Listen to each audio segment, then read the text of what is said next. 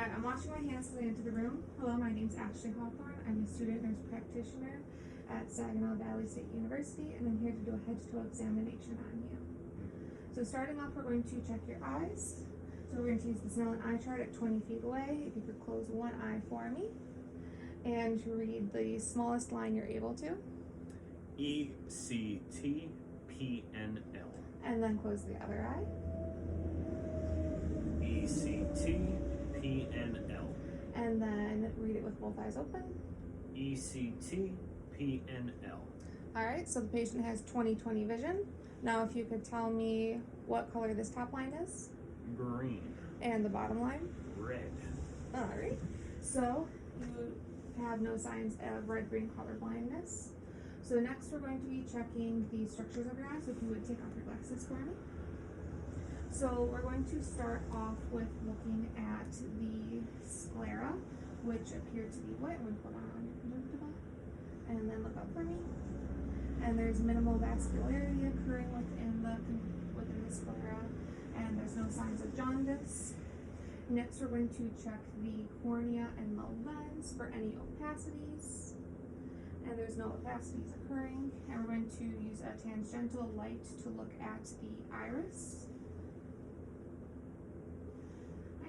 And the iris is flat and non-bulging.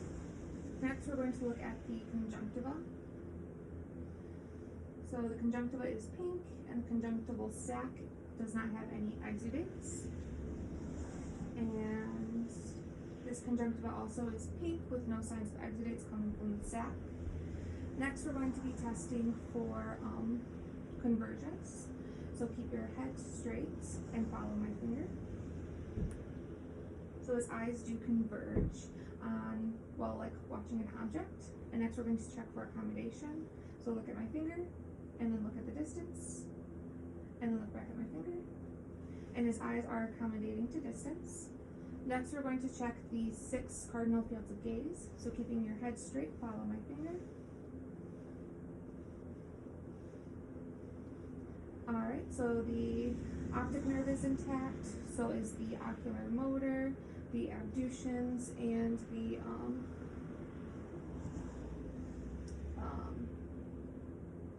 trochlear.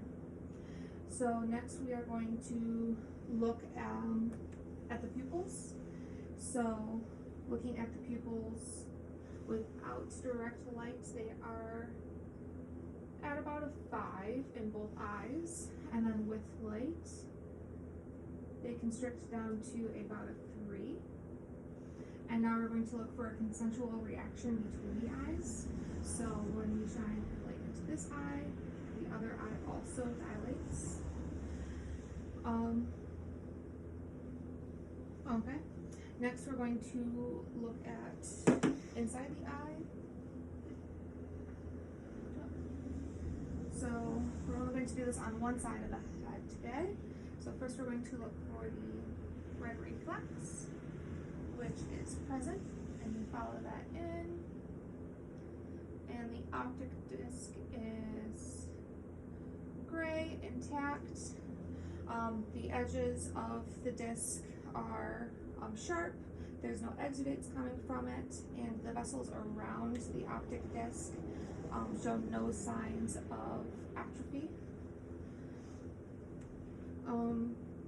Next we're going to look at the head in general, which is normal cephalic, non-traumatic.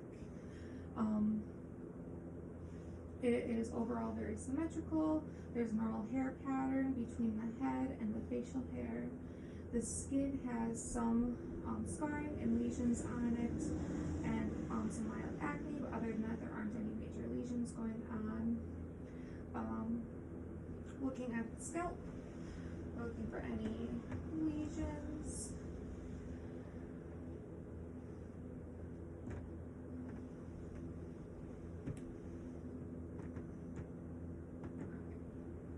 So the scalp is clear with no apparent lesions. There's no infestations going on. There's no major bumps in the skull or anything like that.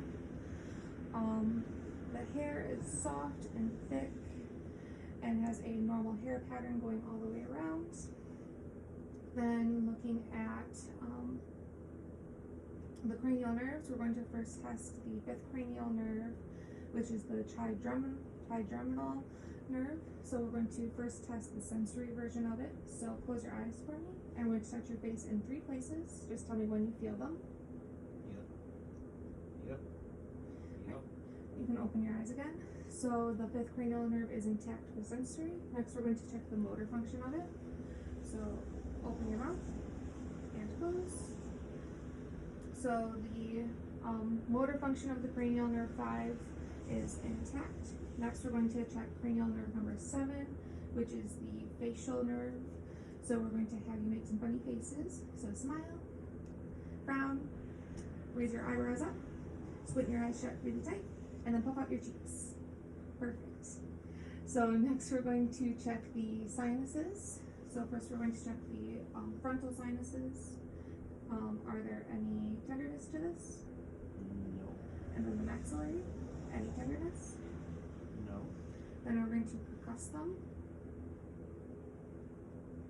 Any tenderness with that? No. And there weren't any noises going on? Any tenderness? No. Any tenderness? No. Alright, so there's no signs of sinus infections going on. Next we're going to look at the nose. So first we're going to check for patency of the nose. So just breathe through your nose. And then breathe it in. Alright, and we're going to have you close your eyes and we're going to check 2 smells. So, what's this first smell? Rubbing alcohol? Yep. And then the other side. That's mint. So the olfactory nerve, cranial nerve number 1, is intact. Next we're going to look at the mucosa of the nose.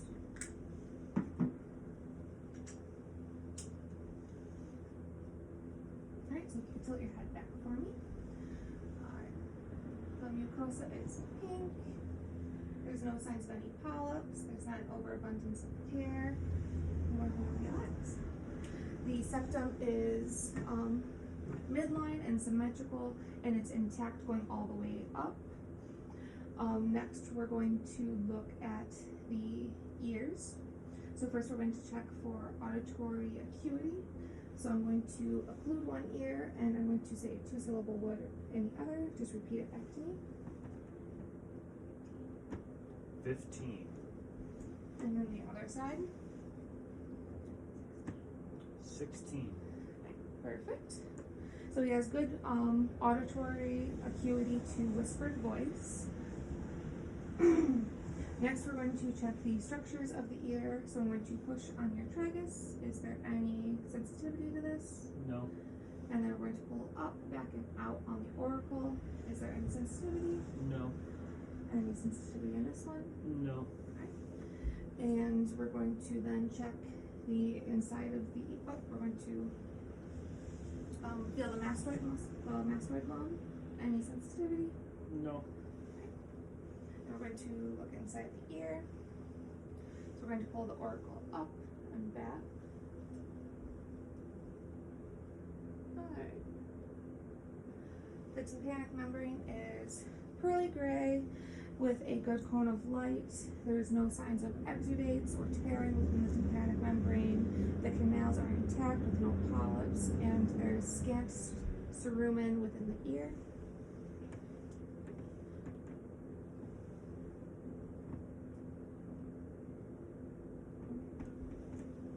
And that ear is the same. The tympanic membrane's pearly gray.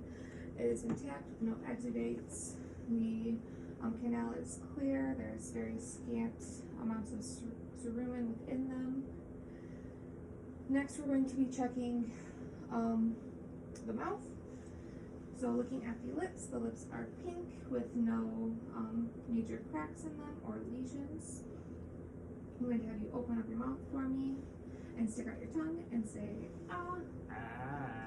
Alright.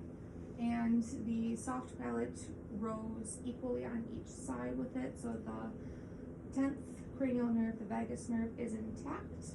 Next, I'm going to verbalize the cranial nerve Number 9, the glossopharyngeal. This would be the gag reflex. So normally we would initiate a gag reflex on a patient. Next, we're going to test the hypoglossal, which is cranial nerve number 12. So I'm going to have you stick out your tongue and move it to the left and right and up and down. Alright, so the 12th cranial nerve is intact. And then I'm going to just have you open your mouth so I can look at the structures. The mucosa is pink with no lesions or polyps. The tonsils are intact with no exudates coming from them. Dentition is good with no caries present. And you can close your mouth. Alright, so next we're going to move on to the neck. So looking at the skin of the neck, it is, the skin is clear of any lesions. There aren't any major deformities within it. We're going to then check to see if the trachea is midline. So I'm going to palpate the trachea. The trachea is midline. Next, we're going to check the thyroid. I'm going to put my glasses. So we're going to feel the structures of the neck. So we have the thyroid cartilage, the cricoid cartilage, and the first 2 rings of the thyroid. I'm going to hand you this drink. So there aren't any apparent nodules or swelling of the thyroid. I'm going to just have you take a drink by palpate. And then we're going to deviate the trachea a bit and take another drink. And then deviate the other way and one more drink. Alright, and the neck moves normally well. He takes drinks of water, and there aren't any major bumps occurring or nodules that are present. Next, we're going to check the lymph nodes. So we're going to start with the pre-auricular, the post-auricular, the occipital, the superficial chain. Then we're going to turn your head and the deep cervical chain, and then turn your head the other way, and then the supraclavicular, and no lymph nodes are enlarged.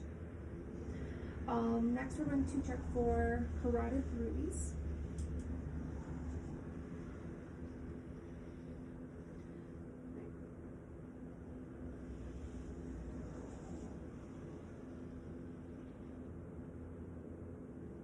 There aren't any bruits present. Next, we are going to look at the chest. So looking at the anterior chest, it is symmetrical in nature. There aren't any major lesions. There's a normal hair pattern occurring. We're going to then look at the AP ratio, measuring the difference between the side of the chest. Alright, so his AP ratio is roughly a 2 to 1, which is normal. So he has no signs of barrel chest. Next, we are going to measure his respiratory rate. So just breathe normally for me.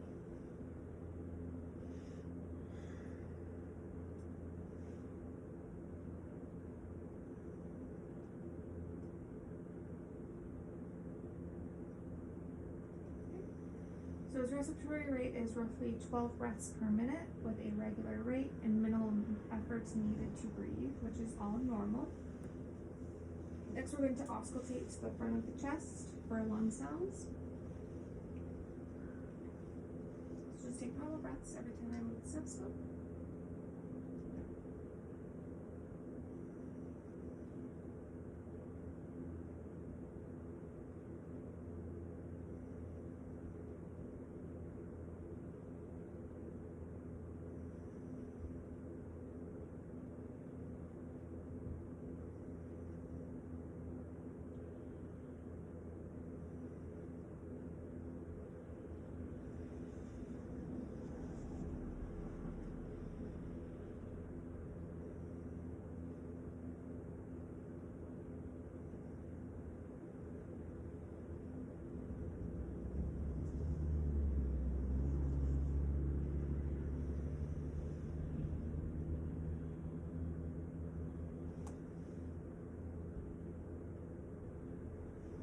So breath sounds are vesicular with no adventitious sounds occurring. There weren't any wheezes, rhonchi, or crackles occurring. So next we're going to move to the back of the chest. So we're going to first check for symmetry of the back. It is all symmetrical. There's no apparent lesions occurring. We're going to check for tactile firmness. So I'm going to have you say 99 a whole bunch of times.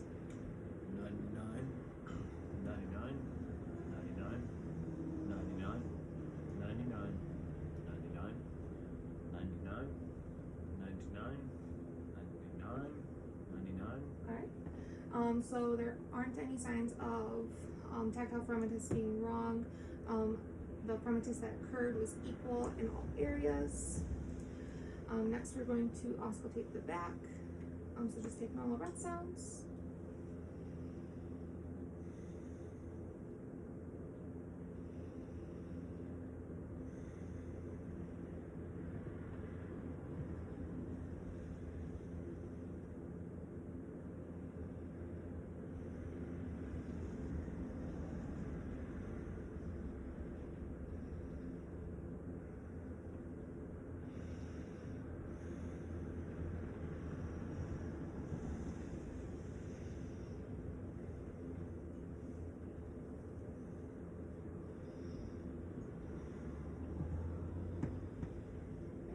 Breath sounds were vesicular with no adventitious sounds, no wheezes, rhonchi, or crackles. Next we're going to check for egophony. So I'm going to listen while you say the letter E. So every time I move the stethoscope, just say the letter E. When you need to take a breath, you can. E, E, E, E, E, E, E, E, E, E, E, E. Alright. So egophony is normal. There were normal, you were able to hear the E's equally in all lobes. So there aren't any signs of pneumonia. Next we're going to percuss the back.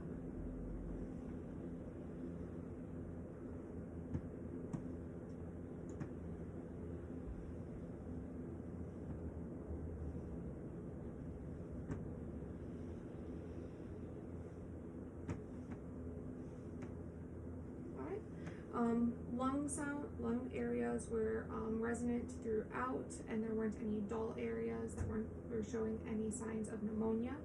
Next, we're going to percuss the costovertebral angle. So just tell me if there's any tenderness. Nope. Nope. Right, so there's no signs of an acute kidney infection with that. And next, we're going to move on to the pulses. So I'm going to start out with the carotid pulse, just one side at a time. Okay. Carotid pulses are 2+ and regular. Next I'm going to move on to the brachial pulses.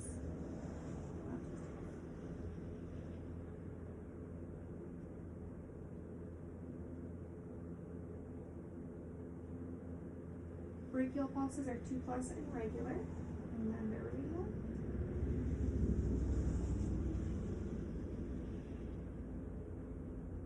Radial pulses are 2+ and regular. Next, we're going to check the posterior tibial.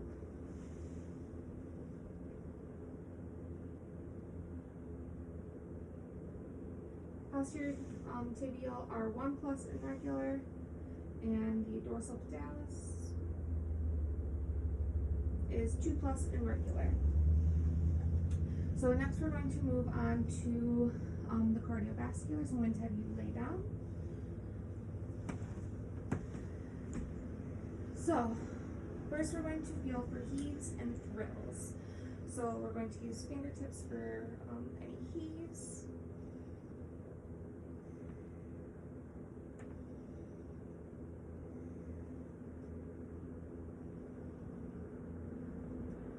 There are no heaves present, and I'm using the back of the hand for any thrills.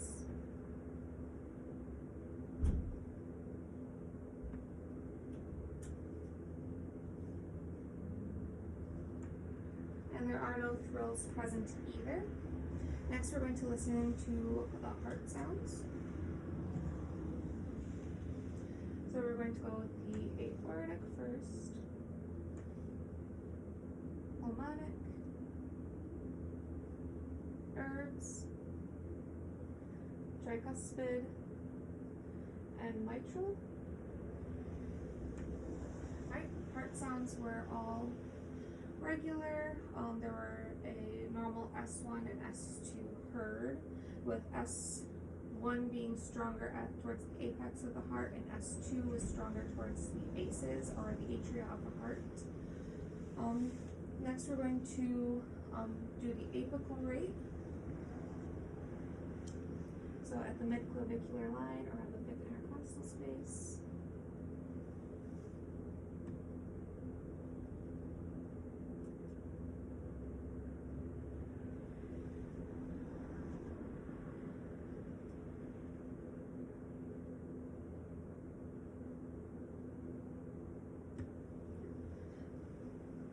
So his heart rate is right around 74 beats per minute.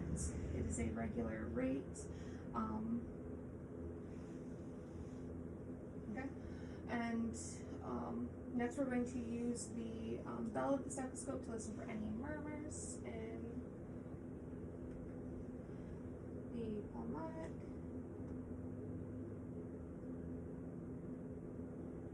nerves, tricuspid, mitral. Alright, and there were no murmurs noted. Next, we're going to go for the point of maximal impulse. So we're going to go right around the midclavicular line, around the fifth intercostal space, and feel for the most impulse.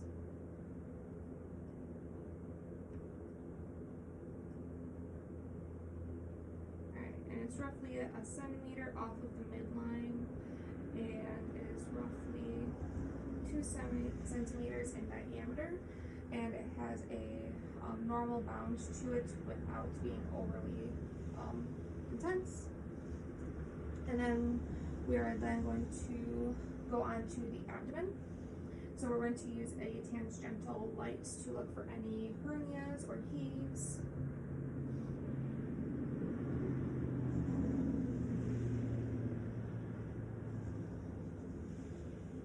There's no signs of any hernias or heaves. The abdomen is symmetrical. There aren't any major veins going on, and there aren't any pulsations that can be seen. We're going to listen to listen for any bruits occurring at the aorta, the renal arteries, the iliac arteries,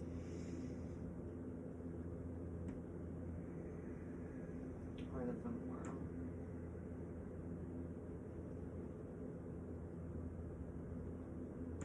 And there are no bruits noted in any areas. Next, we're going to listen to the 4 quadrants.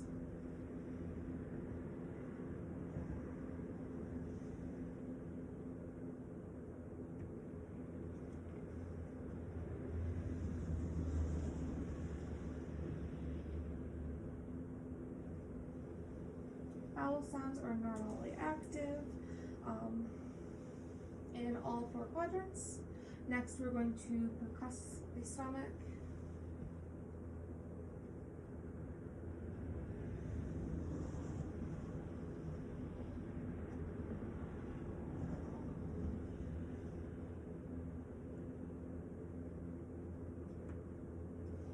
The stomach is mostly tympanic with some areas of dullness, which is normal. Next, we're going to percuss the size of the liver. So starting from the bottom.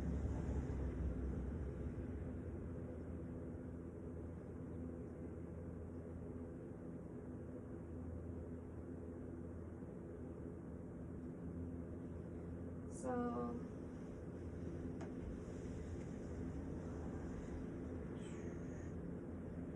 the liver is roughly 9 centimeters long. which is normal. Next, I'm going to have you turn towards me on your side. And we're going to press down the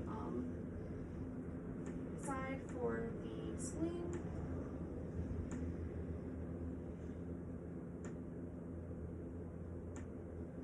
Alright, and you can go ahead and lay back normal. And there weren't any signs of the spleen being enlarged, there weren't any changes in sound. Next, we're going to palpate. So if you could move your hands to the side for me. We're going to start off with light palpation. Let me know if you have any tenderness.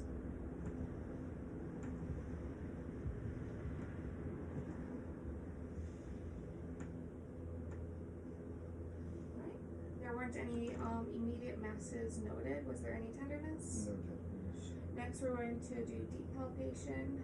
So I'm going to have you take a deep breath for me and release it. And again.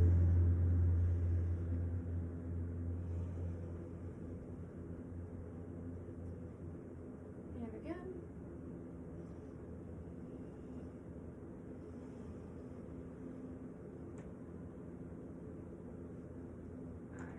So there aren't any masses noted, you weren't able to feel any pulsations occurring or any enlargements of organs. So next we're going to palpate the inguinal nodes.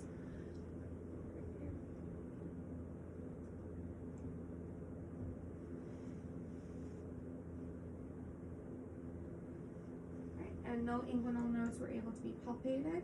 So next we're going to check for Murphy's sign. So I'm going to have you take a deep breath for me and release it. Was there any tenderness? No. And next we're going to be checking McBurney's sign for appendicitis. Is there any tenderness here? No. And then we're going to check for rebound tenderness. So we're going to palpate in slowly, release quickly. Any tenderness with that? No. Any tenderness? No.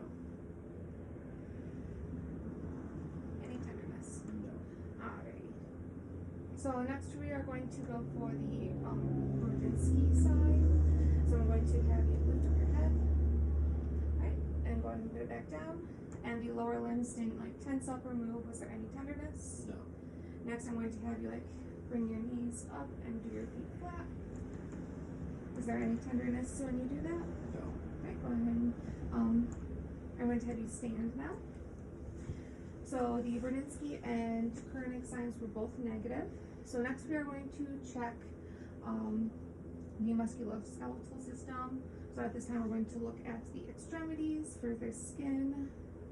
And there aren't any apparent lesions in the upper extremities, nor in the lower extremities. Then we are going to look for alignment and contours. So we're going to go over any bony areas. And all the joints are all good without any nodules present. There's normal contours of the muscles and bones. And there's the skin is warm throughout the extremities. Next we are going to check for gait. So I'm going to have you start here and go that way and just walk normal for the first one. Okay. And he has a good gait with clear movements. And now you're going to do the heel to toe. And there's good balance. There's good coordination throughout. Right, and then I'm going to have you go back on your tiptoes. And then come back on your heels. Alright. So there's good coordination throughout. Next we're going to do the Romberg test. So I'm going to have you come more towards the bed and then turn this way. And I'm going to have you close your eyes and hold still for about 20 seconds for me.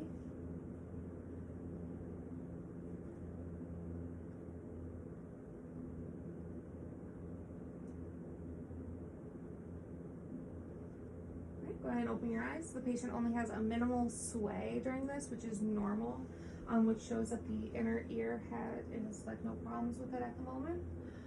Next, we're going to do range of motions. So we're going to start off with the head. I'm going to have you put your chin to chest, then look up at the sky, and then like tilt your head to the side, and then the other side, and then like turn your head side to side.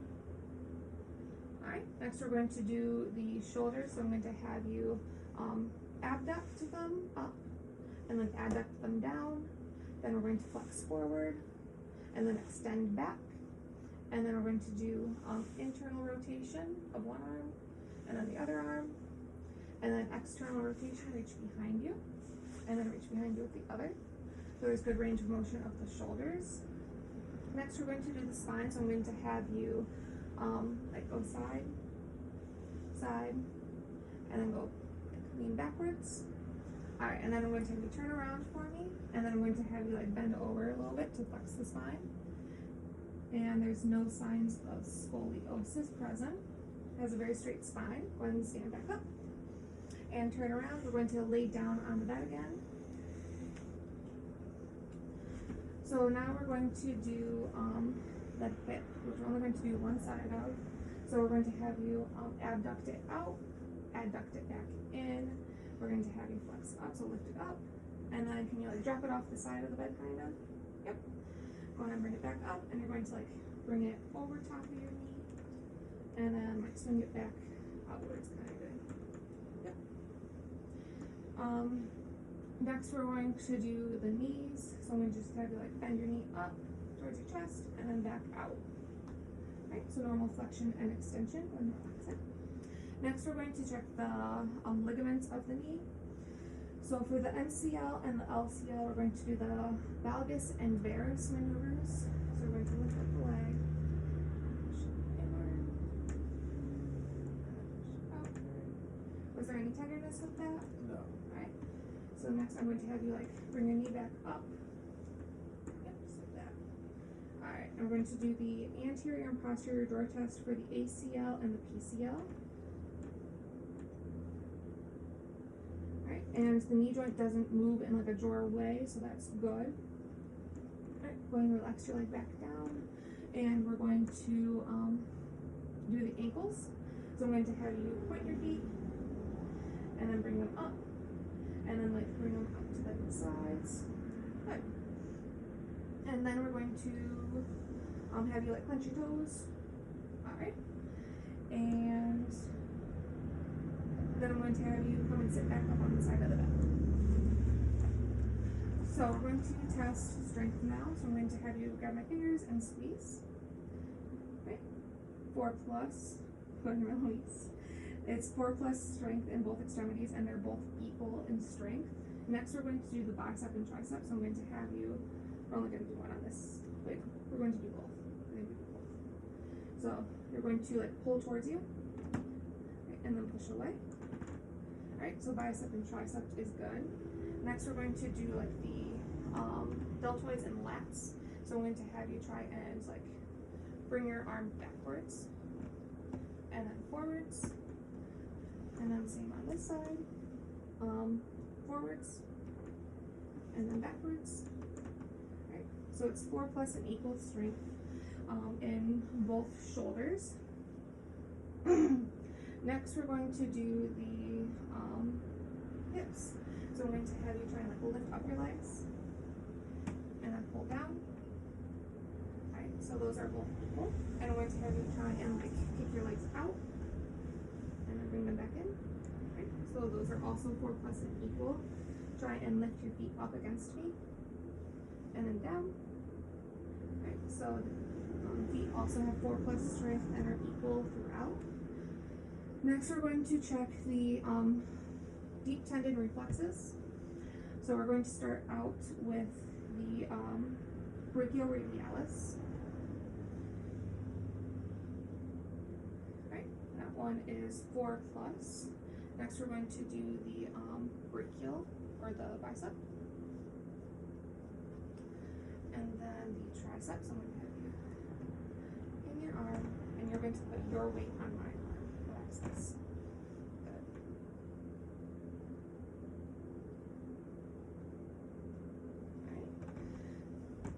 And then we're going to do the patellar.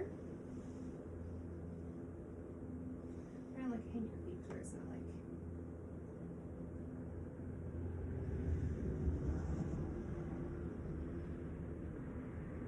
Okay.